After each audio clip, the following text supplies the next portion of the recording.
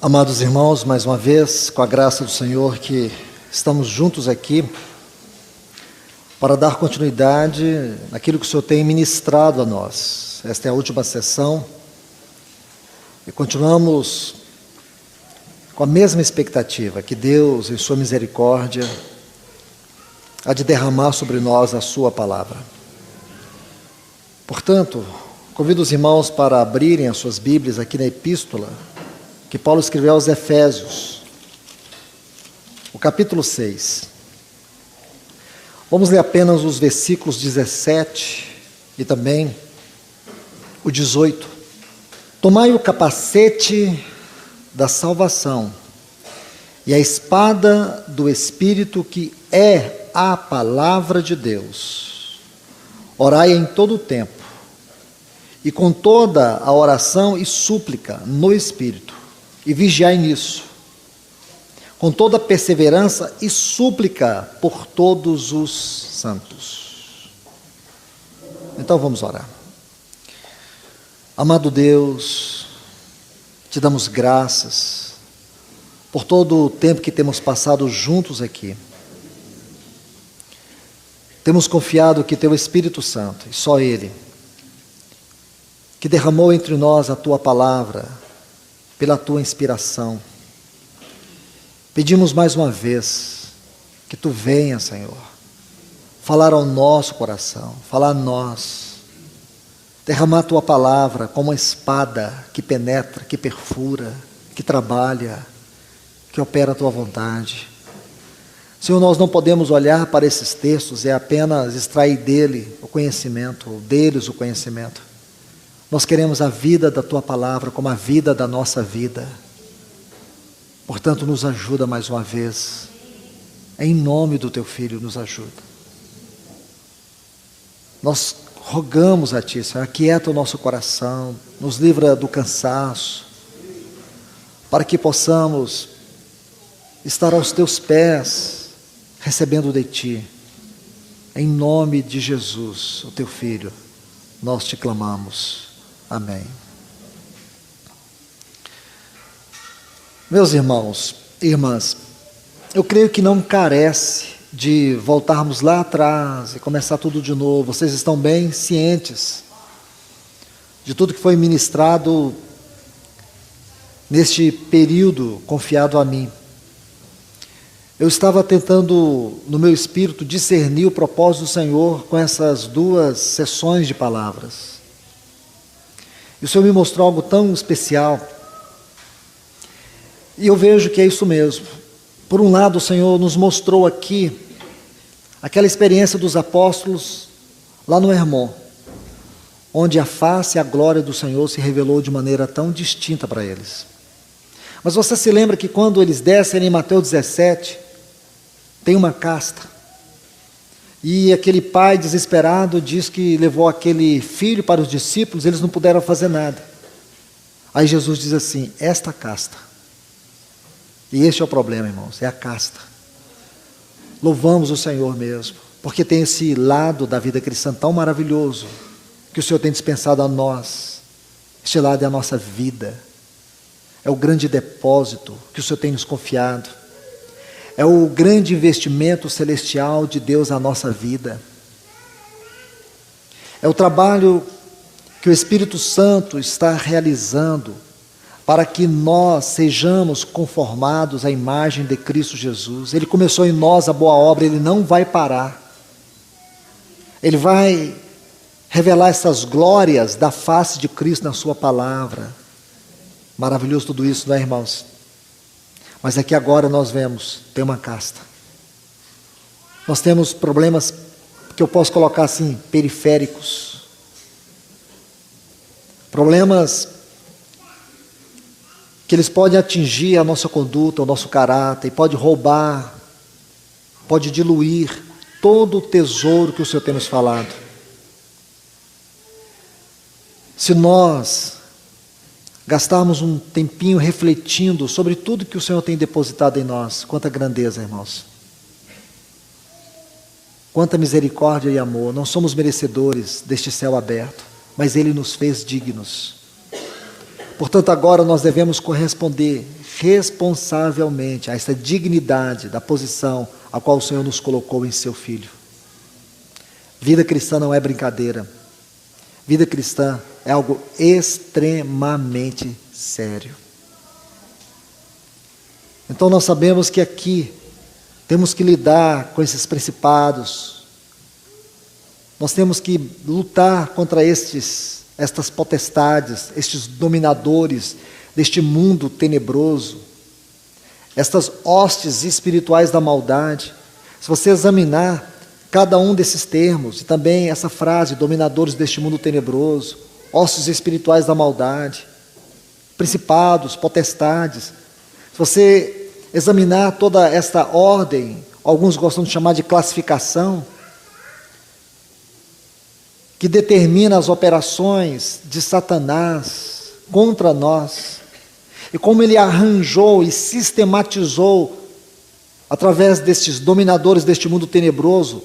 O termo aqui sugere, irmãos, demônios que atuam em todas as esferas da vida política e social.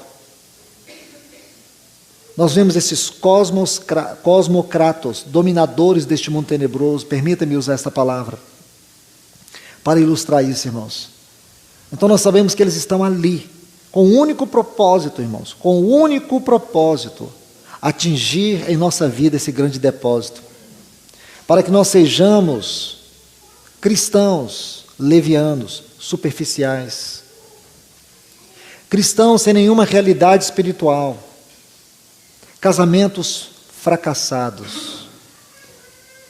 Em nossa vida social nós somos um luzeiro, uma lamparina apagada, como aquelas virgens nécias. O nosso depósito está minguando, o depósito da vida do Espírito está minguando, e nós não nos importamos. A vinda do Senhor está aí, e nós temos uma grande responsabilidade, porque nós temos que amar e apressar a vinda dEle. E nisso podemos estar perdidos em nossa vocação. Eu poderia aqui enumerar muitas situações, muitas coisas. Porém, eu creio que o Espírito Santo, Ele coloca no nosso coração, Ele nos convence no nosso interior o que há de errado, o que existe de errado. Ele fala, quando você ouve a palavra de Deus, Ele fala. Mas Ele fala não apenas para você escutar, Ele vai lá fundo e toca. Agora você tem que ter a responsabilidade de abraçar isso com arrependimento. Ou você pode simplesmente deixar que essa palavra passe por você, que ela não faça ali uma morada. A ordem do Senhor é que a sua palavra tem que morar, tem que habitar em nós.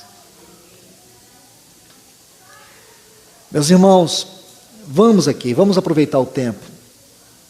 Eu estou bem consciente que eu só tenho essa sessão, então eu quero aproveitá-la muito bem. Nos dois textos que lemos, nós temos aqui o capacete da salvação, temos a espada do Espírito e temos a oração. Vamos aqui com o capacete da salvação. Mais um item desta grande armadura. E por que capacete da salvação? O que tem a ver a salvação com o capacete? Bom, então aqui ilustra muito bem, o capacete protege a cabeça, mas o Espírito Santo não quer falar da cabeça, ele quer falar da mente. Por que a mente? Qual a relação da salvação com a mente? É muito importante você ver isto. Porque, em primeiro lugar, a queda começou na mente. Escute isto, a queda começou na mente. Deixe-me mostrar isso para você de maneira bíblica.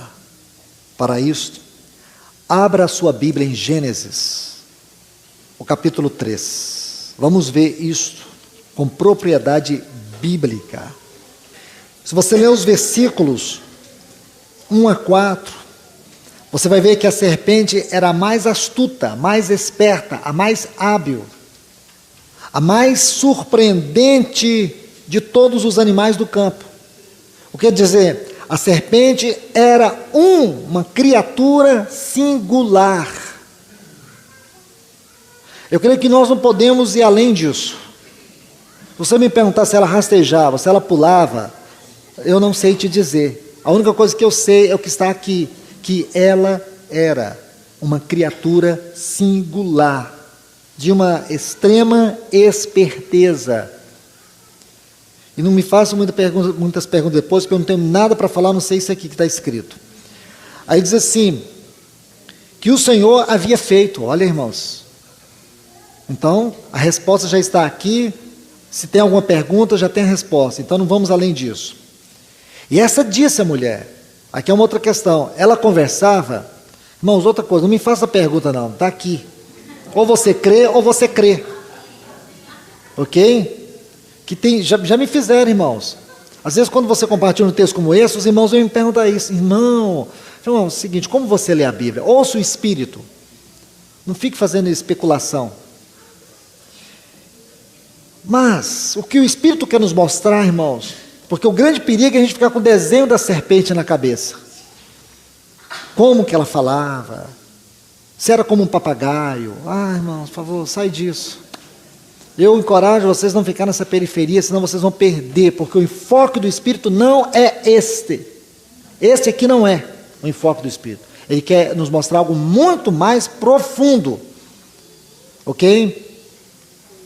Então, irmãos, aí ela disse para a mulher, portanto, Deus vos disse, não comerás de toda a árvore do jardim. E a mulher respondeu à serpente, do fruto da árvore do jardim podemos comer, mas do fruto da árvore que está no meio do jardim, disse Deus, não comereis, nem nele tocareis, para que não morrais. Então respondeu a serpente e disse à mulher, certamente não morrereis. Agora aqui eu preciso parar para mostrar algo para vocês. Versículo 5, 6 e 7. Com muito cuidado nós vamos ler esses textos.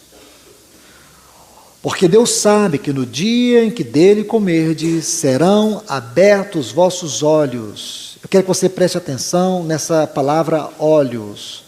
É um termo genérico no Velho Testamento, ocorre mais de 819 vezes. Isso por si só já demonstra para nós que não temos aqui como fazer uma afirmação no sentido literal, não são os olhos físicos, porque eles tinham os olhos abertos, ok? O que significa, serão abertos os vossos olhos, aqui quando você estuda o termo, e você sabe que é genérico, então significa, dentre esses significados, nós temos olhos físicos, mas temos também faculdades mentais. Então quer dizer que o termo no original não expressa o sentido comum, ou como se esse sentido ele abrangesse todas as ocorrências. O que quer dizer isto, irmãos? É que nós precisamos tomar o texto, o termo, dentro do texto e interpretá-lo dentro do contexto. Isso é princípio de interpretação da Bíblia. Aqui não cabe pensar que eram os olhos físicos. Eram os seus olhos mentais. Porque esta palavra, o termo aqui, também sugere olhos da mente, do entendimento, faculdades mentais. É a mesma palavra para olhos físicos, também para faculdades mentais. E aqui, faculdades mentais, pode ser compreendida com toda exatidão.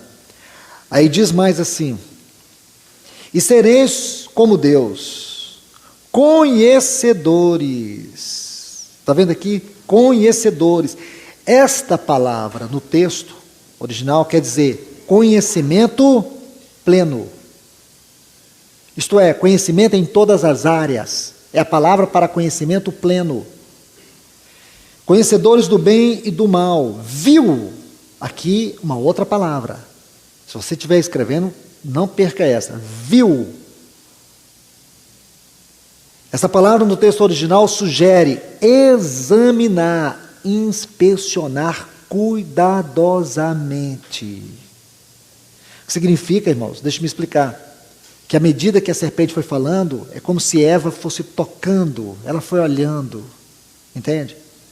Ela foi vendo aquilo com mais cuidado, ela foi concentrando toda a sua mente naquilo. Ela foi examinando, olhando, percebendo. Viu, pois, a mulher que a árvore era boa. Essa palavra boa é muito forte. Sabe qual é o sentido dela? De encantamento. Ela ficou encantada. Boa, encantada.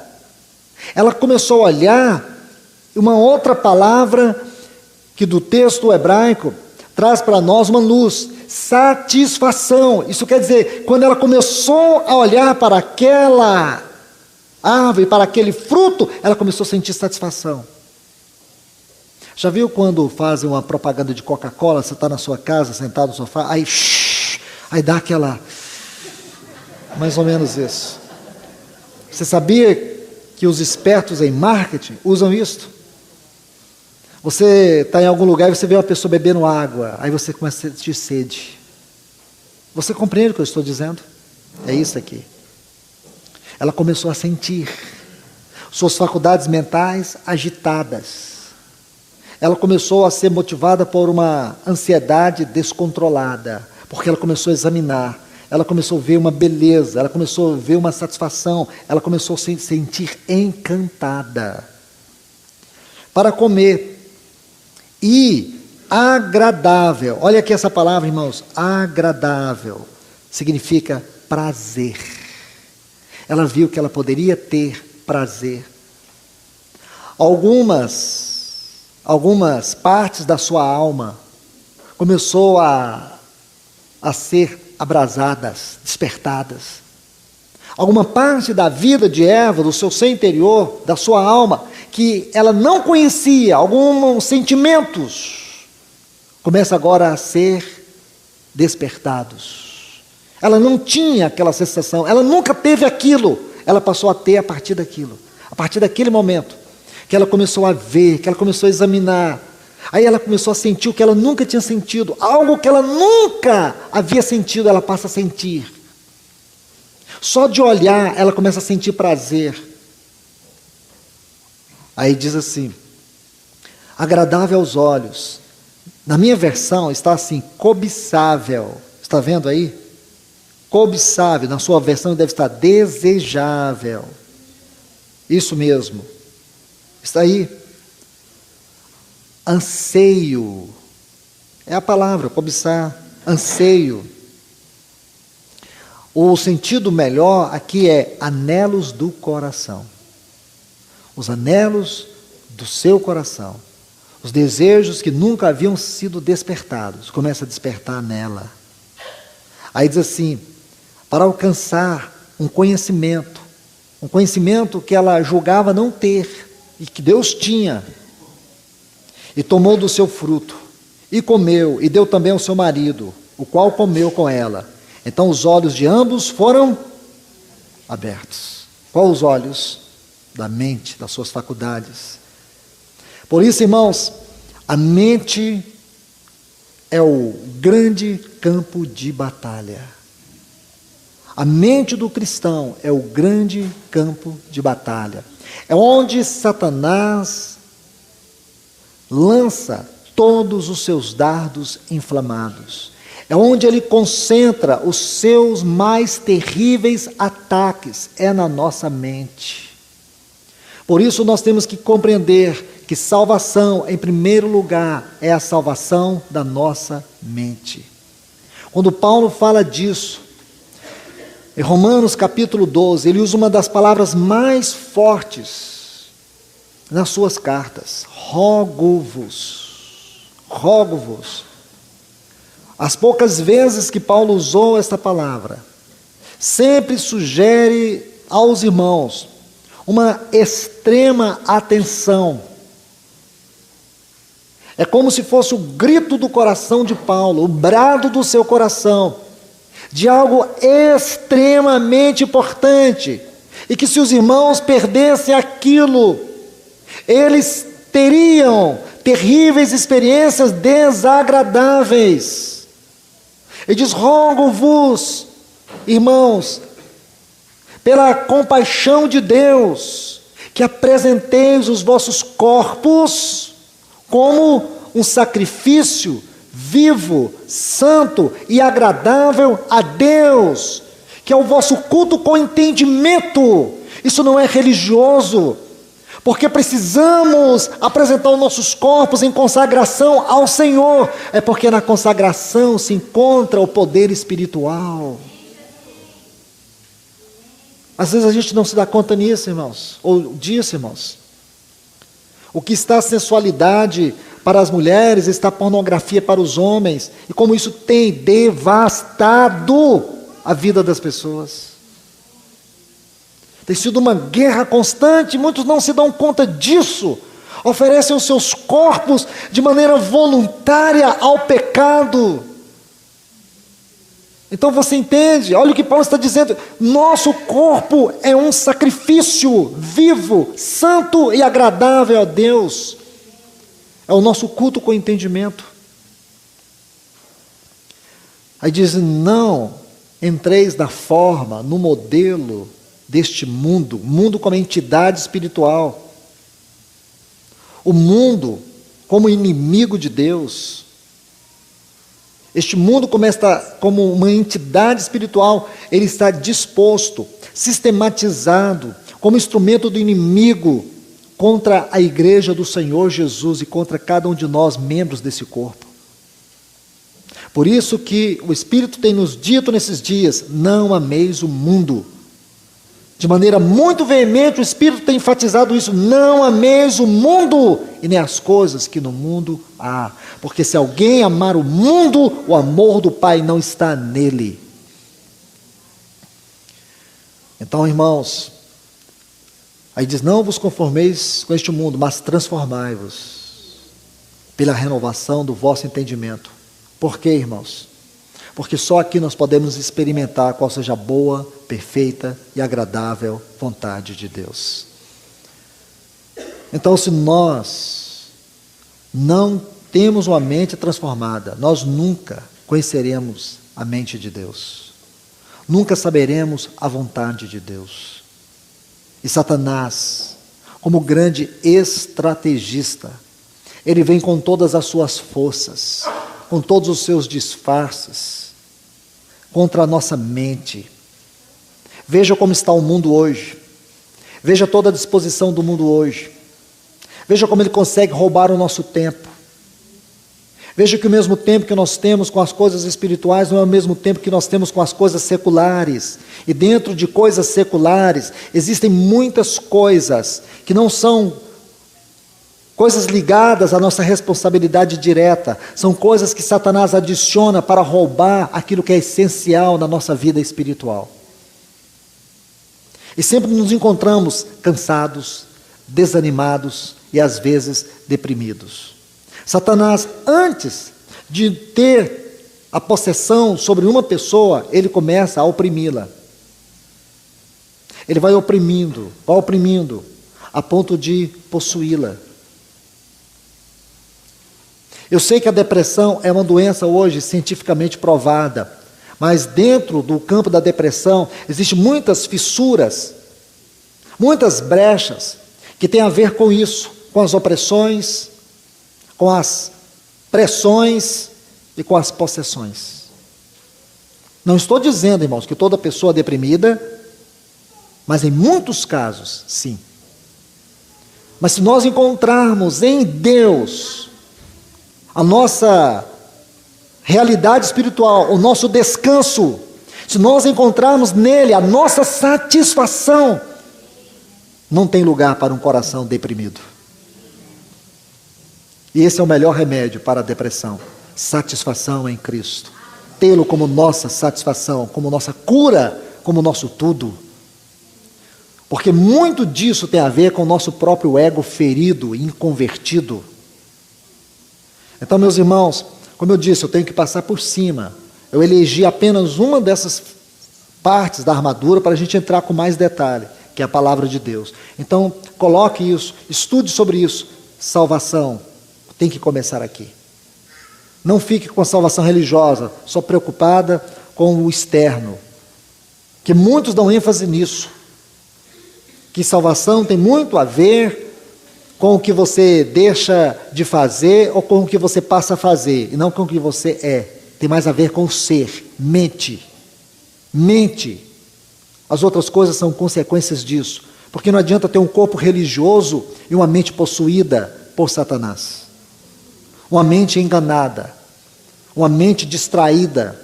Uma mente volúvel. Uma mente com muitas e muitas brechas por onde Satanás transita por todas as partes fazendo o que ele quer. Leva você a fazer o que ele quer, leva você a pensar no que ele quer. O que você sente, o que você pensa, o que você quer é governado por um princípio oculto, maligno, que está dentro da sua mente e que às vezes se disfarça com uma coisa religiosa. O que sinto, o que penso e o que quero. Então, meus irmãos, irmãs, vocês conseguem perceber o quanto esses pontos são importantes. Mas agora, deixe-me avançar para o outro item da nossa armadura. Diz, tomar o capacete da salvação e a espada do Espírito, que é a palavra de Deus. Eu quero me deter um pouquinho aqui e depois concluir com a oração. Vamos colocar um texto sobre essa porção aqui, este item tão importante, Hebreus 4:12. Um texto que todos vocês conhecem, porque a palavra de Deus é viva e é eficaz, é mais cortante e penetrante do que qualquer espada de 2 gumes. E esta palavra, que é cortante, que é penetrante, eu quero que você entenda isso. Porque nós podemos correr o risco de pensarmos que essa espada aqui é para nós lutarmos contra o inimigo. E não é. Essa espada, como item da nossa armadura, o seu objetivo é tratar conosco. Não é furar o inimigo. Ele já está vencido. O objetivo desta espada é nós. Até porque o termo espada aqui fala de uma faca pequena. E Hebreus 4:12 vai lançar luz. É aquela faca que ela vai desossando, que ela vai cortando por dentro. Então eu gosto muito disso, porque uma das traduções para essa faca fala de uma faca que corta no interior, corta por dentro. Vê isso, irmãos? Corta por dentro. Então essa palavra, ela corta por dentro. Lembra quando o Senhor fala para a igreja de Pérgamo? Ele se apresenta como aquele que tem a espada de 2 gumes. A igreja de Pérgamo, o que significa Pérgamo? A tradução dessa palavra é hipercasada. Quando você estuda essa carta, você sabe que ela é uma figura de uma igreja mundana. Então, quando você pega Pérgamo, gamo, casado, super casada, você vê uma igreja casada com o mundo.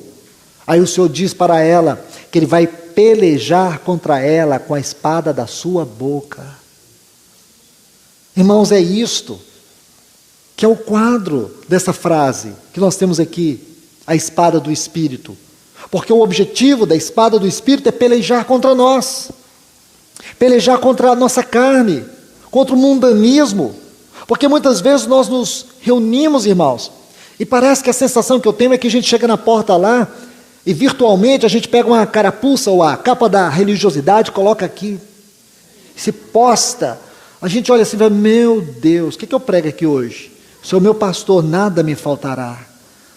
Não, não é assim, irmãos. Nós temos uma necessidade que essa palavra perfure. Lembra? Atos 2:37, quando Pedro começou a pregar aquela palavra, diz assim, compungiu-se-lhes o coração quando lhes ouvia falar. Compungiu-se-lhes, essa palavra aí, no versículo 37 de Atos 2, eles sentiram como que a palavra perfurando o coração deles. É assim hoje, irmãos, que nós precisamos. Nós não podemos sair da reunião e de olhar um para o outro e dizer, nossa, mas foi bom. Eu compreendi tanta coisa. Não.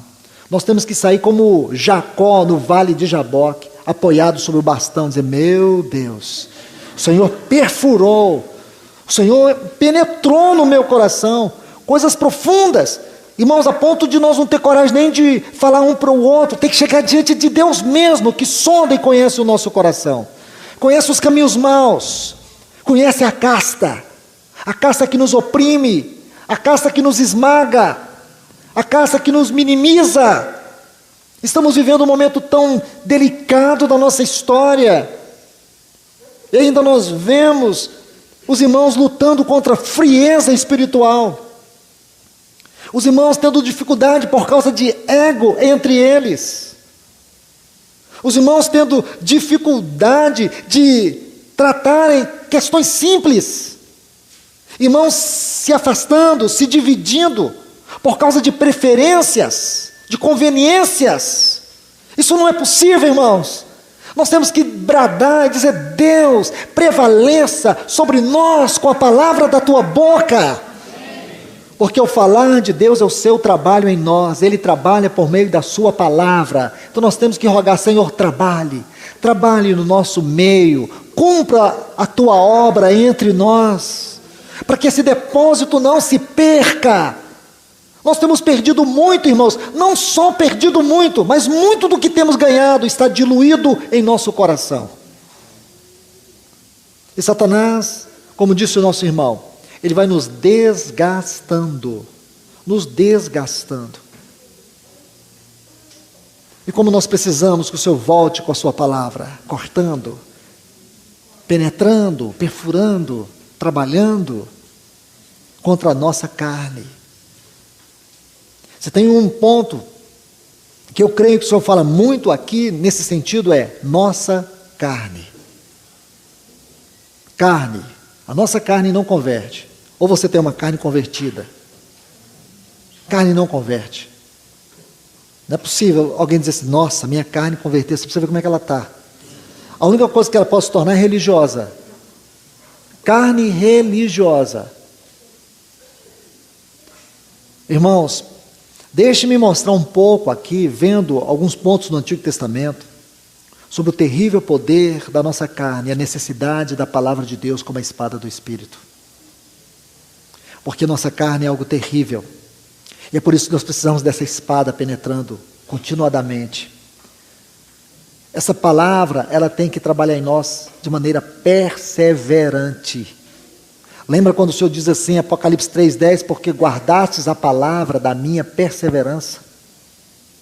Essa palavra guardar, ela dá a ideia de colocar em lugar alto, elevado. O sentido aqui é de estima absoluta. Nós precisamos ter uma estima elevada pelo falar de Deus a nós. Então você vê que isso sai da esfera do conhecimento intelectual e entra no conhecimento no sentido de experiência, de trabalho, de vida, de transformação, de cura, de quebrantamento, de nos esmiuçar, de nos manter quebrantados diante do Senhor. Você esperava ouvir isso da palavra de Deus? Então é isso que eu e você temos que ouvir dela. Ela não é o nosso amuleto religioso. Ela é uma espada viva, cortante, penetrante, perfurante. Porque nossa carne não é brincadeira, irmãos. Deixe-me colocar um ponto para vocês aqui. Vem comigo aqui, por favor, em Êxodo, capítulo 17. Êxodo, capítulo 17, o versículo 8. Escute, está assim: então veio Amaleque e pelejou contra Israel em Refidim. Escute bem, se você ler Números capítulo 24, versículo 20, a seguir, você vai ver que Amaleque pelejou contra Israel pelas costas, por trás, porque a carne é traiçoeira. Escute isso, Amaleque, tipologicamente falando, aqui em Êxodo 17, 8, Amaleque é uma figura da carne, ou melhor, é uma figura do poder destrutivo da carne. Atente para isso. Se você for ler Gênesis 36, você vai descobrir que Amaleque era um descendente de Esaú. Se você ler Hebreus, capítulo 12, versículo 10, vai dizer que Esaú era um profano e fornicador. Então Amaleque tem gene suficiente para representar a carne. Estão vendo? Aqui está uma figura da carne. Aqui nós temos a carne pelejando contra o povo de Israel. Aí Deus vai dizer lá em Números capítulo 24, que ela veio por trás, ou eles vieram por trás. E mais, você vai ver lá em Números, que vieram contra os fracos. Vieram contra os fracos, os que estavam debilitados. É assim que a carne faz. Lembra que a Bíblia diz que o diabo, ele ruge como um leão. Já viu como que o leão, ele consegue matar um gnu? Um leão sozinho chega diante de uma manada de 2.000 gnus. Pensa naqueles gnus, olha para o leão assim, forma uma barreira e parte para cima dele. Então o leão sabe que ele precisa impor medo, ele ruge. À medida que ele vai rugindo, ele vai afugentando eles, ele vai percebendo onde é que estão os fracos. Aí depois que ele encontra os fracos, ele os mata. Ele os mata. A carne é assim, irmãos. A maneira como Satanás age no meio de uma assembleia, no meio de uma comunidade cristã, os irmãos frágeis, os irmãos fracos, e nós muitas vezes esquecemos disso, irmãos. Lembra quando eu falei para vocês daquela disposição lá de Números 10, que o Senhor colocou aquelas tribos, a tribo de Judá como a vanguarda, a tribo de Dan como retaguarda. Nós precisamos entender que na comunidade tem os irmãos que vão à frente, mas precisamos de irmãos que fiquem atrás. Irmãos que fiquem atrás, irmãos que fiquem na retaguarda, para não deixar ninguém para trás, ninguém caído. Na nossa jornada, nós temos que ajudar os frágeis, os fracos.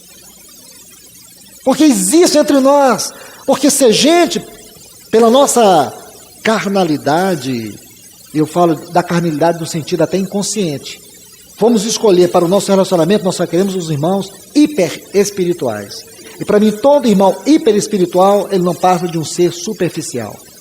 Porque a espiritualidade é uma questão de profundidade. É como um iceberg, você só vê a pontinha de fora. Não é uma coisa que você coloca lá no quadro da sua casa, lá uma foto sua de joelho orando. Não precisa disso. Nós não necessitamos disso, irmãos. Espiritualidade é uma questão de vida.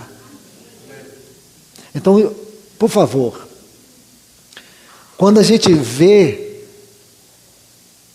como é o nosso coração dentro de uma assembleia, irmãos, tem tantos irmãos frágeis, porque nós também temos o nosso momento de fraqueza, nós temos o nosso dia mau.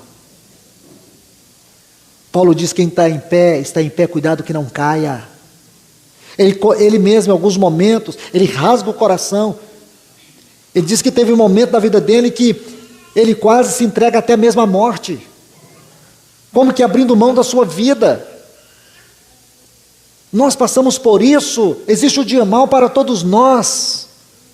Então, queridos, vamos estar atentos. Porque é isso que esse falso leão, esse leão genérico, esse gatinho das trevas, ele tenta se passar como um grande leão. Só há um leão na Bíblia, o da tribo de Judá. Então, por favor, olhe o quanto a carne é traiçoeira, o quanto ela é perversa, ela vem por trás, ela vem sobre os fracos, ela vem no dia mau, ela está aqui dentro de nós. Ela pode ser despertada num só instante, por uma só situação, um só motivo, uma pequena brecha, uma coisinha que você viu, algo que você ouviu, ela desperta. E ela não desperta como alguém que acorda lentamente, ela desperta de uma maneira surpreendente. Mas, irmãos, vamos prosseguir, aproveitando o tempo. Diz assim, versículo 13, que eu quero que você olhe aqui de Josué, capítulo 17. Aliás, Êxodo, capítulo 17, versículo 13. Vamos ler sobre Josué aqui, me perdoe. Êxodo 17, 13 diz assim: Josué desbaratou a Amaleque e o povo ao fio da espada. Então, um instrumento que Deus usa para desbaratar. Sabe essa palavra desbaratar aqui? A tradução dela do hebraico é tornar incapaz.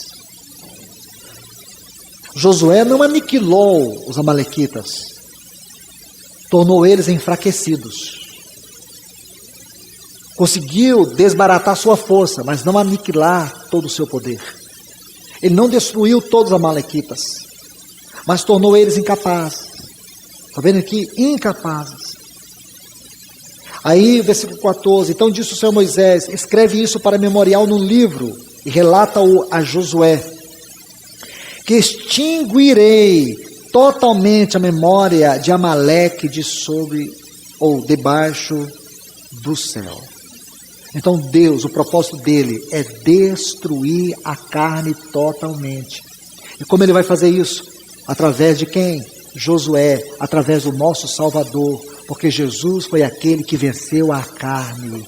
Ele foi tentado em todas as coisas, ele foi tentado em tudo, em todas as áreas, porém sem pecado.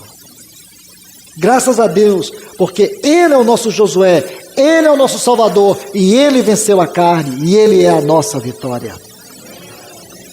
Mas vamos avançar. Vamos entender algo. Vem comigo aqui em Deuteronômio 25:17 a seguir. Lembra-te do que fez Amaleque ao caminho quando saías do Egito, de como te saiu ao encontro no caminho e te desbaratou a retaguarda, isto é, veio por trás de todos os fracos, que iam atrás de ti, quando tu estavas cansado e afadigado e não teve temor algum de Deus. Veja que detalhe, irmãos. Vamos ser honestos com nós mesmos, diante da luz de Deus. Em quantos momentos, veja quantos momentos da sua caminhada, da sua vida, você não se encontra às vezes abatido. Pode ser que no seu interior, no seu espírito, você esteja fortalecido, mas pode ser que na sua carne, pode ser que na sua alma, nas suas emoções, você está fragilizado. Quantas vezes a fragilidade é tamanha que às vezes sentimos até mesmo em nosso espírito abatido. Quem é que nunca passou por isso? Todos nós, em algum momento da nossa caminhada, já passamos. Em algum momento ainda passaremos. Veja a importância dessa palavra para nós. Porque a gente pode muitas vezes levar tudo para o mundo emocional. Ou nós podemos, de maneira errada, espiritualizar tudo. Às vezes colocamos a culpa no inimigo. Irmãos e irmãs, pode ser que a culpa seja exclusivamente nossa. Não se esconda de trás de nada e nem de ninguém. Assuma as responsabilidades diante de Deus. Agora observe, quando estavas cansado e afadigado, não teve temor. Carne é inimizade contra Deus. Romanos 8:6. A carne é inimizade contra Deus, é inimizade. O objetivo dela é nos destruir totalmente. Mas agora, irmãos, por favor, vem comigo. Aqui em 1 Samuel capítulo 15, vamos olhar mais um ponto sobre os amalequitas. Porque agora Deus, Ele vai propor ou ordenar que Saul destrua totalmente os amalequitas. Vamos extrair princípios aqui. 1 Samuel 15. Vamos ler a partir do versículo 2. Assim diz o Senhor dos Exércitos: decidi castigar, julgar, destruir Amaleque pelo que fez a Israel, impedindo-lhe o caminho. Vamos parar aqui, irmãos.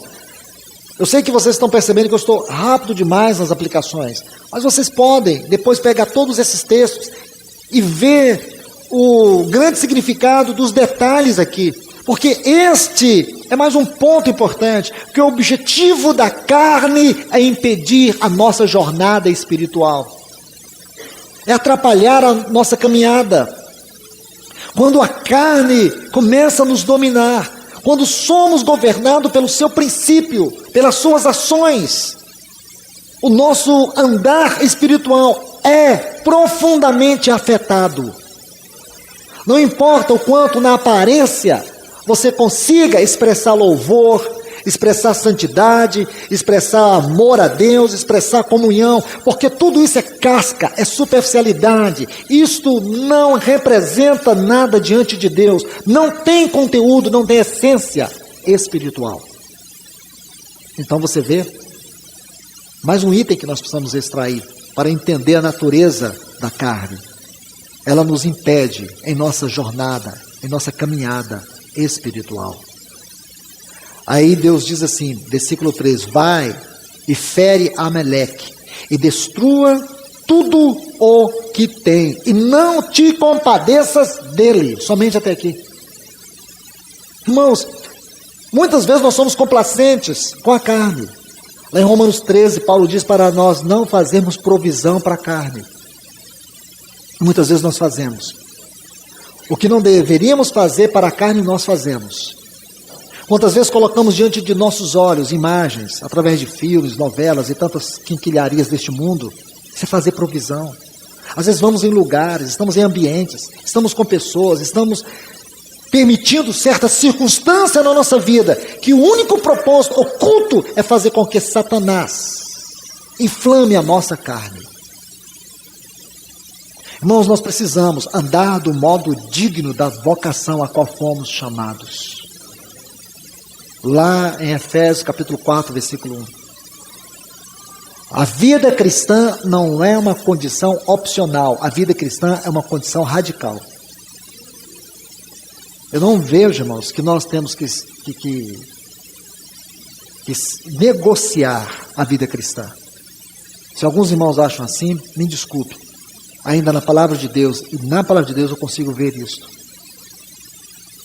Porque nós precisamos entender que o mundo, mais uma vez, reitero isso a vocês, ele está sistematizado contra nós. E o terrível objetivo de Satanás em utilizar o mundo é nos roubar da presença de Deus.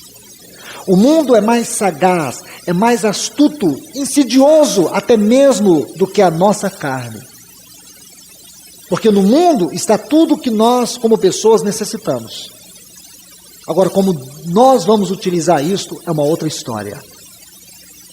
Como nós iremos conviver com todas essas coisas, só com a ajuda do Espírito Santo, nos dando discernimento, nos dando sabedoria, nos dando revelação. Porque você não vai dizer que tudo que está no mundo é pecado. Não. Nós vemos muitas coisas lícitas no mundo, mas mesmo as coisas lícitas no mundo podem nos levar ao pecado. Agora veja, olha o que Deus diz aqui para Saul. Destruir, acabar totalmente com Amaleque. Por favor. Versículo 9.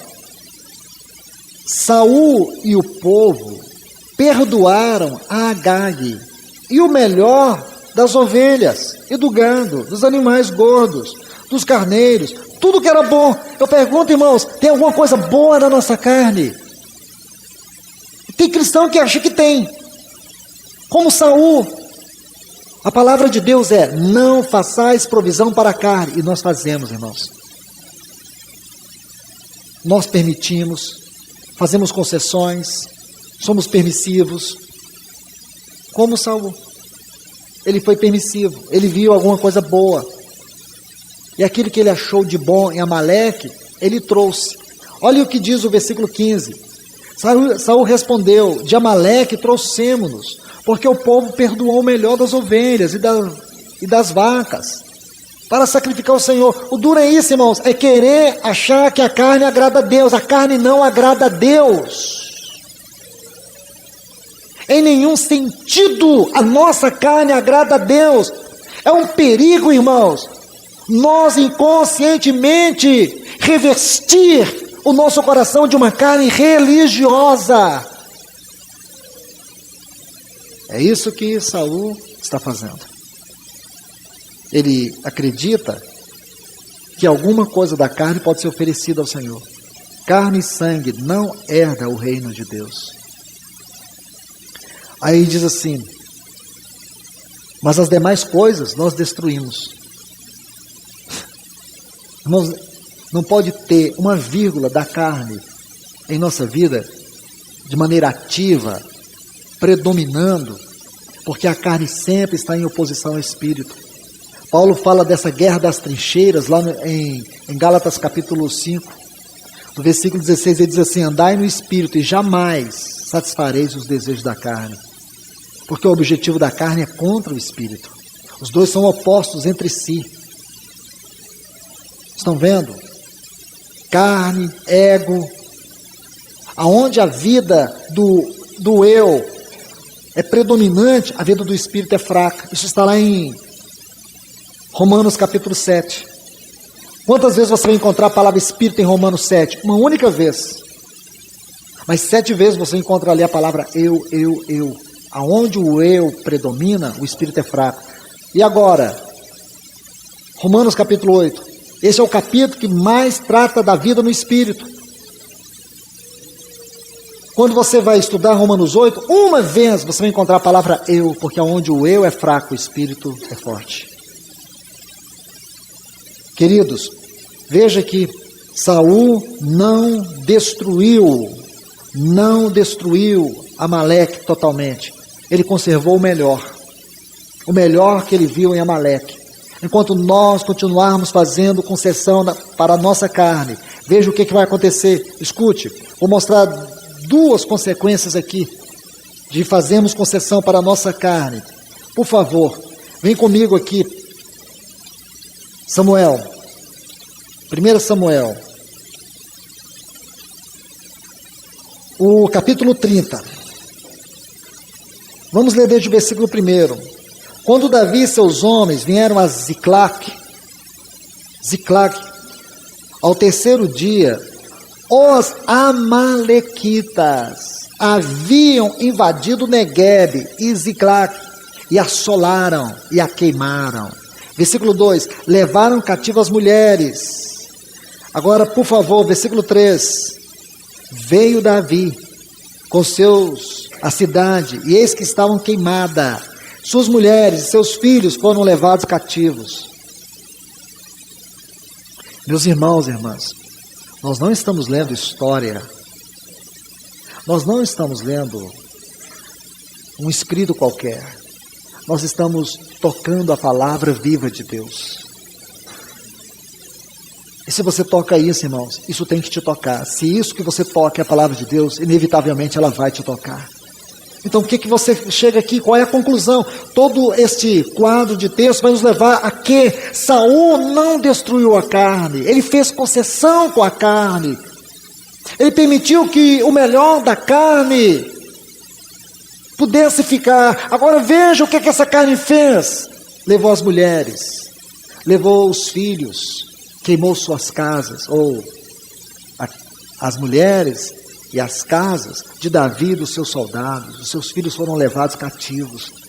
Que dura, que solene advertência o Espírito Santo nos dá aqui.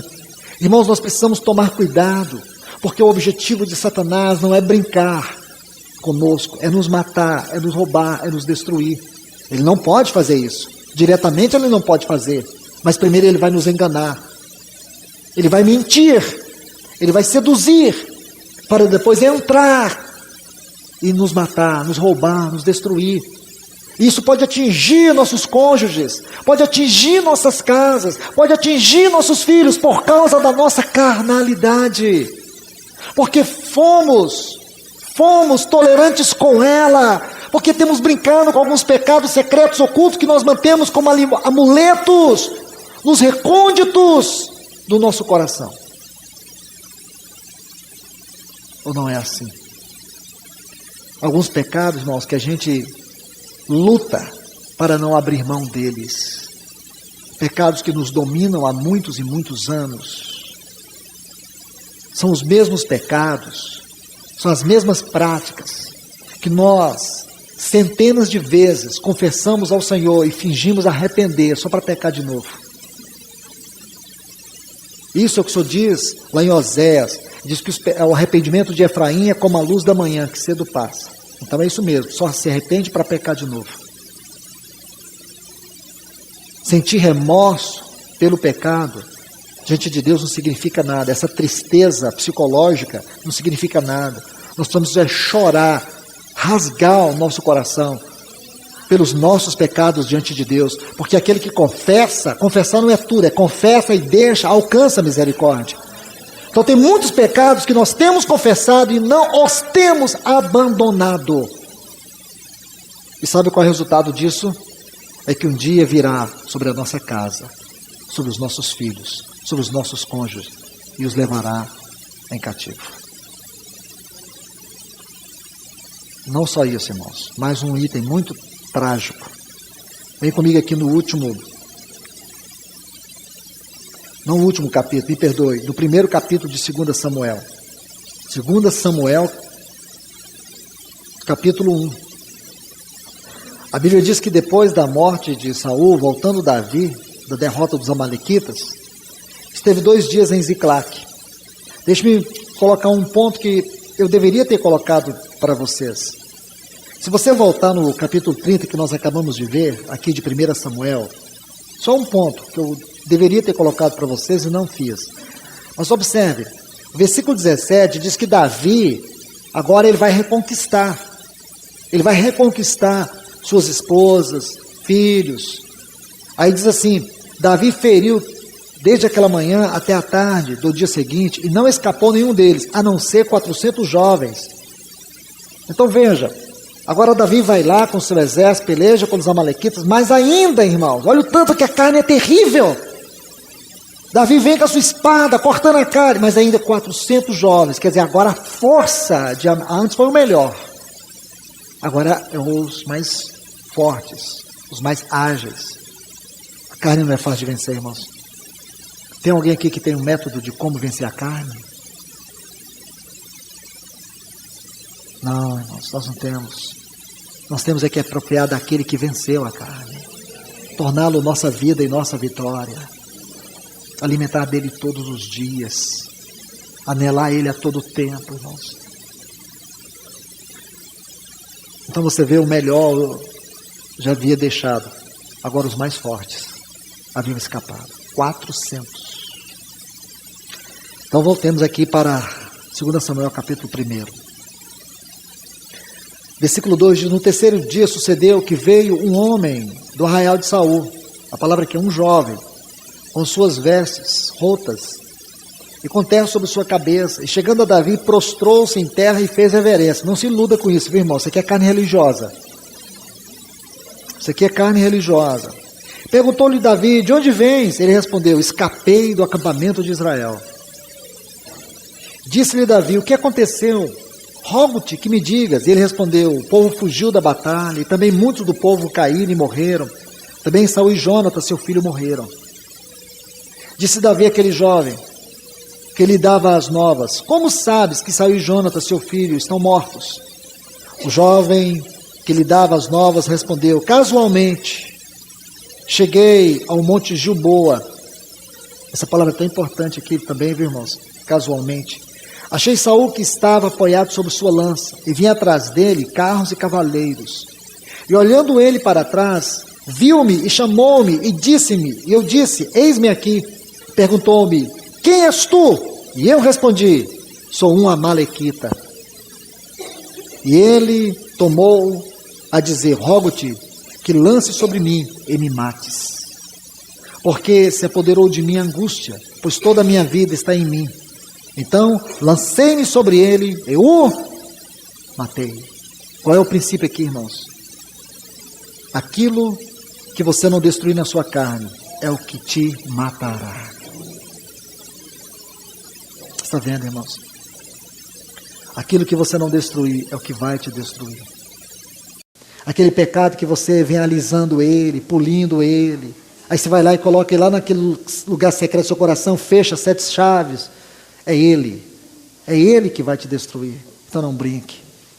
Peça ao Senhor, peça agora para esse grande Josué, ele vir com a espada da sua boca e pelejar contra você e te vencer, porque essa palavra, ela vem, destrói a carne e gera vida em nós. A vida dessa palavra é tudo que nós precisamos, porque se ela não nos vencer, Irmãos, então nós temos uma armadura fendida, como aquela de Acabe. Lembra? 1 Reis, capítulo 22. Alguém lançou uma lança ao léu, e ela encontrou uma brecha na armadura de Acabe e o matou. O feriu e o matou. Então, irmãos, nós não podemos ter brecha na nossa armadura. Que o Senhor nos ajude nesta manhã. Que o Senhor nos ajude a refletir sobre nossa vida na luz da palavra do Senhor nesta hora. E arrepender de maneira sincera e honesta diante de Deus. Necessitamos disso, irmãos. Então eu quero encerrar aqui. Esse ponto eu queria explorar um pouco com os irmãos. E o último item dessa armadura, irmãos. Paulo diz, orando em todo o tempo, com toda oração e súplica.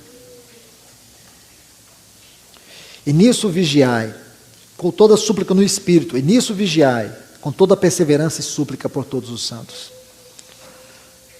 É um texto que nós não temos como explorar nesse momento.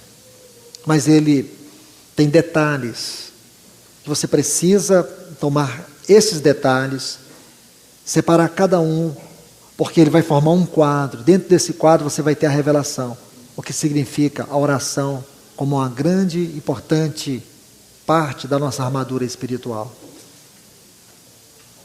Oração pessoal, oração congregacional, oração como relacionamento com Deus, não como instrumento de conquista, não como meio de conquista. Uma oração que faz de você mesmo uma resposta para Deus sobre aquilo que você ora.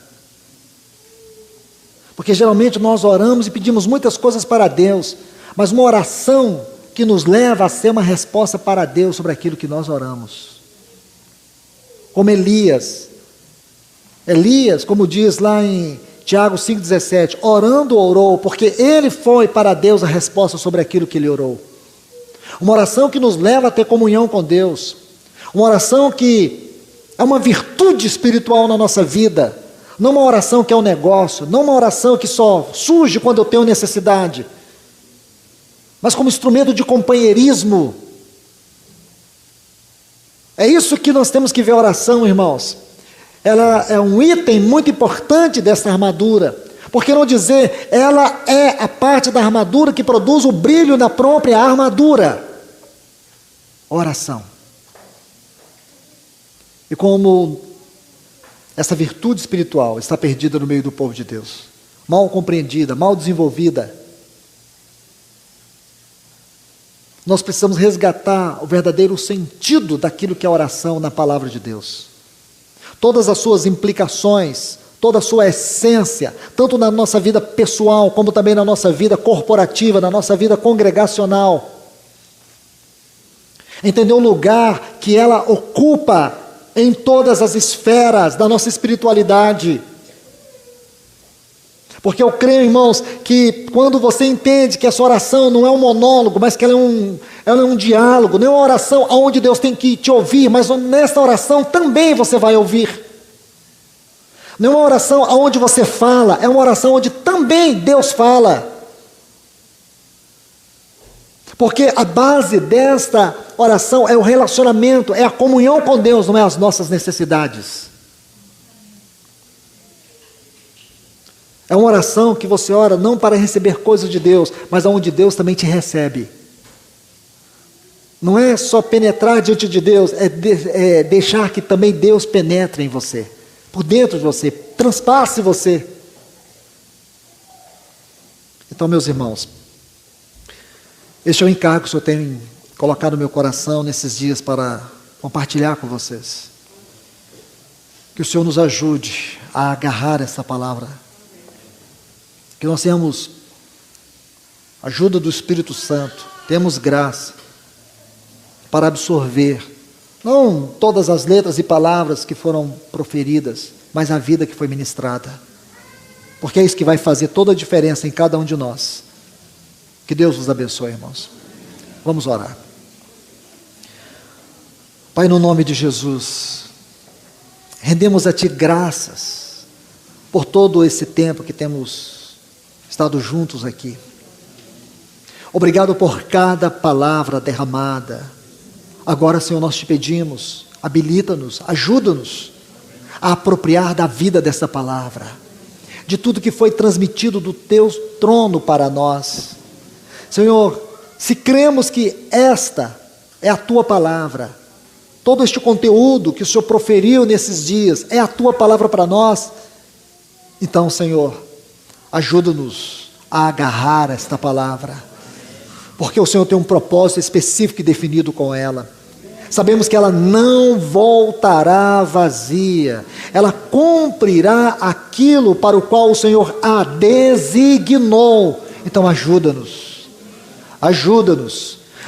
a guardar a tua palavra perseverante, porque é nela que temos a promessa de que o Senhor nos guardará sobre aquela hora terrível que virá sobre todos os moradores da terra.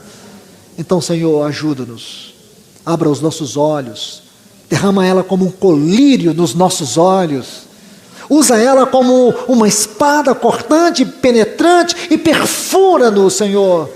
Ajuda-nos a vencer essa carne que nos oprime, que tem como único propósito nos destruir totalmente. Senhor, nós não queremos ser destruídos pelo poder da carne. Então nos vença pela tua palavra, Senhor. Vença cada um de nós pela tua palavra, para que não sejamos destruídos por essa carne maligna. Em nome do teu Filho, nós te pedimos nesta manhã, em nome do teu Filho Jesus. Amém.